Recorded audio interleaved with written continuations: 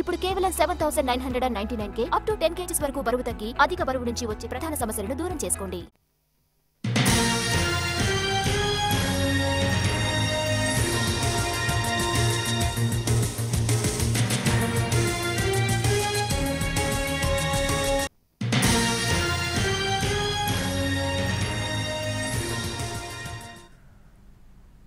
మహారాష్ట్ర గచ్చిరోలిలో భారీ ఎన్కౌంటర్ జరిగింది. భద్రతా దళాల కాల్పుల్లో 12 మంది మావోయిస్టులు మృతి చెందారు.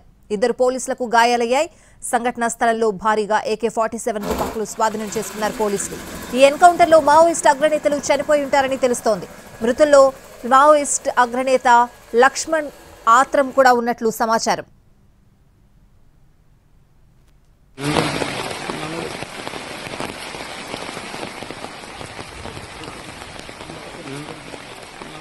మావోయిస్టులు C-60 కమాండోల మధ్య ఉదయం నుంచి కాల్పులు జరిగాయి. మావోయిస్టు నేతలు సమావేశమయ్యారన్న సమాచారంతో కూంబింగ్ ఆపరేషన్ నిర్వహించారు పోలీసులు. ఈ క్రమంలో ఎన్కౌంటర్ జరిగింది.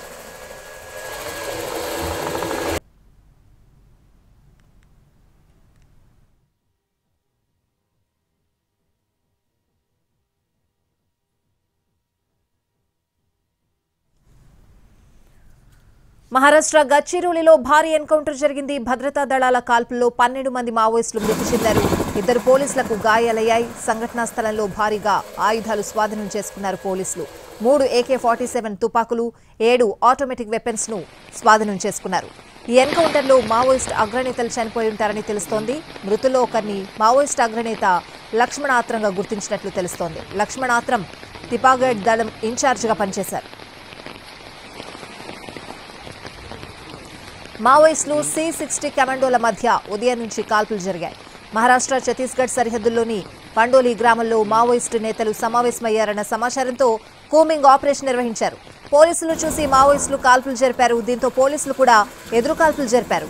పండోలి ప్రాంతంలో 12 నుంచి 15 మంది మావోయిస్టులు ఉన్నట్లు తెలుస్తోంది. దాదాపు 6 గంటల పాటు కాల్పులు జరిగాయి.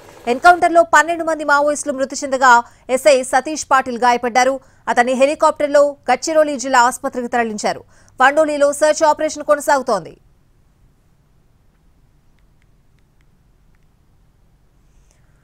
ఎన్కౌంటర్పై స్పందించారు మహారాష్ట్ర డిప్యూటీ సీఎం దేవేంద్ర ఫడ్నవీస్. గచ్చిరోలి పోలీసులకు 51 లక్షల రూపాయల నగదు బహుమతి ప్రకటించారు.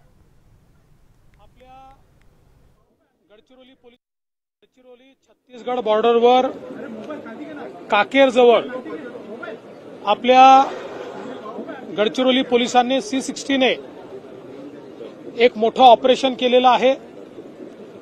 या ऑपरेशनमध्ये 12 माओवाद्यांना यमसदनी पाठवण्याचं काम आज आपल्या पोलिसांनी केलंय. ऑटोमॅटिक मशीन गन्स आणि बरंच मोठं अम्युनिशन